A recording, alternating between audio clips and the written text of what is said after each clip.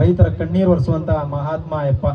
So ಹಗಲು ರಾತ್ರಿ ಒಂದೇ ಮನೆಗೆ ಹೋಗಲ್ಲ, ಮನೆ ಮಠ ಎಲ್ಲ ಬಿಟ್ಟು ರೈತರ ಕಣ್ಣೀರು ಒರೆಸೋದಕ್ಕೆ ನಿಂತಿದ್ದಾರೆ. ಸೊ ಅವ್ರಿಗೂ ಕೂಡ ಜೋರಾಗಿ ಒಂದ್ಸತಿ ಕ್ಲಾಸ್ ಮಾಡಿ. ಅವರ ಬಗ್ಗೆ ತಿಳ್ಕೊಂಡ್ರೆ ನೀವೇ ಕ್ಲಾಸ್ ಮಾಡ್ತೀರಾ, ನಾನೇನು ಹೇಳೋದ ಅವಶ್ಯಕತೆ ಇಲ್ಲ. ಸೊ ಒಳ್ಳೆ ಒಂದು ಚಪ್ಪಾಳೆ ಮುಖಾಂತರ ಅವ್ರಿಗೆ ಅಭಿನಂದನೆ ಸಲ್ಲಿಸಿದ್ರೆ ಅವ್ರಿಗೂ ಕೂಡ ಖುಷಿ ಆಗುತ್ತೆ. ಇದು ಸಣ್ಣ ಕಾರ್ಯಕ್ರಮ ಇರ್ಬೋದು, ಆದ್ರೆ ಒಳ್ಳೊಳ್ಳೆ ಭಾವನೆಗಳಿರುವಂತ ವ್ಯಕ್ತಿಗಳನ್ನ ಮಾತ್ರ ಆಯ್ಕೆ ಮಾಡಿ ಕರೆದಿರೋದು ನಾವು.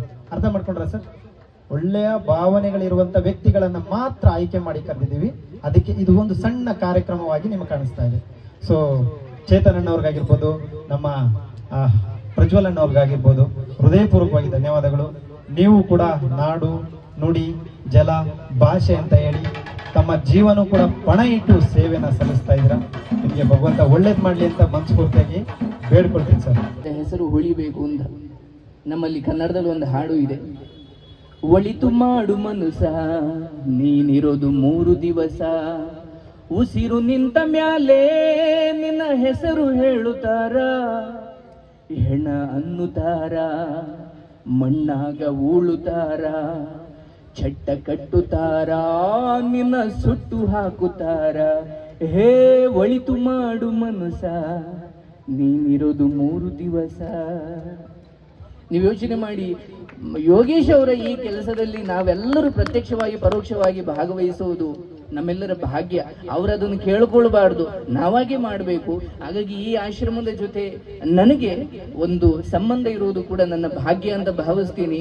ಯೋಗೇಶ್ ಅವರು ನನ್ನ ಪ್ರಕಾರ ಯಾವ ಸರ್ಕಾರವೂ ಮಾಡದ, ಯಾವ ಕೋಟಿ ಇರುವ ಆ ಕೋಟ್ಯಾಧೀಶನೂ ಮಾಡದ ಈ ಕೆಲಸವನ್ನ ಯೋಚಿಸುವುದೇ ದೊಡ್ಡ ಸಾಧನೆ. ಅಂಥದ್ರಲ್ಲಿ ಇದನ್ನು ಕಾರ್ಯರೂಪಕ್ಕೆ ತರೋದಿದೆಯಲ್ಲ, ಅದು ಮಹಾನ್ ಮಹಾನ್ ಮಹಾನ್ ಆತ್ಮಗಳು ಮಾಡುವಂತಹ ಕೆಲಸ.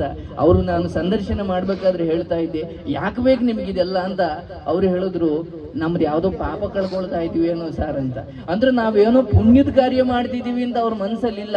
ಅದು ಅಹಂಕಾರಕ್ಕೆ ಕಾರಣವಾಗುತ್ತೆ, ಅದು ಪಾಪವಾಗುತ್ತೆ. ಅವರು ಹೇಳ್ತಾರೆ, ನಮ್ದು ಯಾವುದೋ ಹಳೆ ಪಾಪ ಕಳ್ಕೊಳ್ತಾ ಇದೀವಿ ಅಂತ.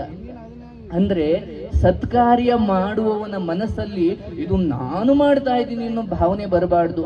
ಭಗವಂತ ನನ್ನಿಂದ ಮಾಡಿಸ್ತಾ ಇದ್ದಾನೆ ಅನ್ನೋ ಎಚ್ಚರ ಇದ್ರೆ ಅದು ಪುಣ್ಯ ಕಾರ್ಯವಾಗುತ್ತೆ. ನಾನು ಮಾಡ್ತಿದ್ದೀನಿ ಅಂತ ನೀವು 10,000 ಜನಕ್ಕೆ ದಾನ ಮಾಡಿ, ನಾನು ಮಾಡ್ತಿದ್ದೀನಿ ಅನ್ನೋ ಭಾವನೆ ಇದ್ರೆ ಅದು ಪಾಪವಾಗುತ್ತೆ ಅಂತ. ಹಾಗಾಗಿ ಯಾವ ದಾನ ಧರ್ಮಗಳು ಪುಣ್ಯವಲ್ಲ, ಆ ದಾನ ಧರ್ಮದ ಹಿಂದೆ ಇರುವ ಉದ್ದೇಶ ಪುಣ್ಯವಾಗುತ್ತೆ.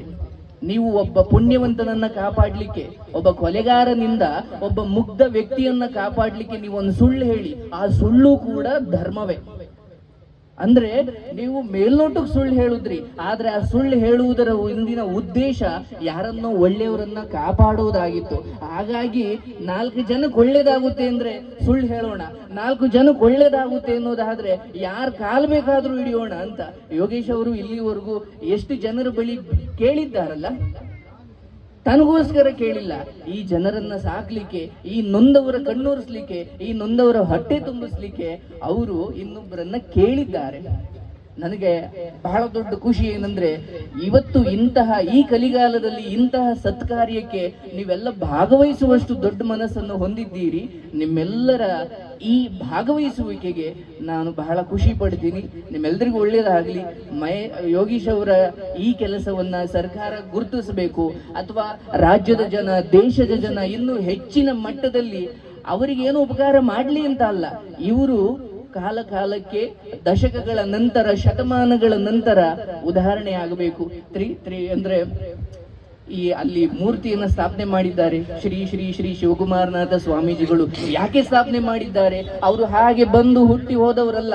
ಹಾಗೆ ಹುಟ್ಟಿ ಹೋಗುವ ಮುನ್ನ ನೊಂದವರಿಗೆ ಅಥವಾ ಅನ್ನ ಕೊಟ್ಟವರು, ಅಕ್ಷರ ಕೊಟ್ಟವರು, ಆಶ್ರಯ ಕೊಟ್ಟವರು, ತ್ರಿವಿಧ ದಾಸೋಹಿ, 3 ರೀತಿಯ ಅನ್ನ, ಅಕ್ಷರ, ದಾಸೋಹ, ಈ 3 ಮಾಡ್ಲಿಕ್ಕೆ ಅವರು ಹೊರಟಿದ್ದಾರೆ. ಮತ್ತೊಂದು ದೊಡ್ಡ ಆಶ್ರಮ ಕಟ್ಟುತ್ತಾ ಇದ್ದಾರೆ. ನಾನು ಅವ್ರನ್ನ ಕೇಳಿದೆ, ಇನ್ನು ಏನಾದ್ರೂ ಬೇರೆ ಯೋಜನೆ ಇದೆಯಾ ಅಂತ. ಅಂದ್ರೆ ಪೇಪರ್ ಆಯೋ ಮಕ್ಕಳಿಗೆಲ್ಲ ನಾನು ಶಿಕ್ಷಣ ಕೊಡಿಸ್ಬೇಕು ಅನ್ನೋದು ದೊಡ್ಡ ಉದ್ದೇಶ. ಹಾಗಾಗಿ ಅಂತಹ ಕೆಲಸಕ್ಕೆ ನಾವೆಲ್ಲರೂ ಕೈ ಜೋಡಿಸೋಣ ಅಂತ ಹೇಳ್ತಾ ಈ ಕಾರ್ಯಕ್ರಮದಲ್ಲಿ ಭಾಗಿಯಾಗ್ಲಿಕ್ಕೆ ಅವಕಾಶ ಕೊಟ್ಟು ಎಲ್ಲರಿಗೂ ನಾನು ನಮಸ್ಕಾರಗಳನ್ನ ಹೇಳ್ತೀನಿ. ಹರೇ ಕೃಷ್ಣ, ಎಲ್ಲರಿಗೂ ಒಳ್ಳೆಯದಾಗ್ಲಿ. ಧನ್ಯವಾದಗಳು. ನಮ್ಮ ಬಗ್ಗೆ ನೀವಿಷ್ಟು ಪ್ರೀತಿ ಕಾಳಜಿ ಇಟ್ಕೊಂಡಿದ್ದೀರಿ, ಆ ಒಂದು ನಂಬಿಕೆಯನ್ನು ಯಾವತ್ತೂ ಕಳ್ಕೊಳ್ಳೋದಿಲ್ಲ. ಒಳ್ಳೆಯದಾಗಲಿ. ಈ ಸಮಾಜದಲ್ಲಿ ನಾವೊಂದಷ್ಟು ಒಳ್ಳೆ ಕೆಲಸಗಳನ್ನ ಮಾಡ್ತಿರೋ ಉದ್ದೇಶ ಮುಂದಿನ ಪೀಳಿಗೆಗಾದರೂ ಅರ್ಥ ಆಗಲಿ.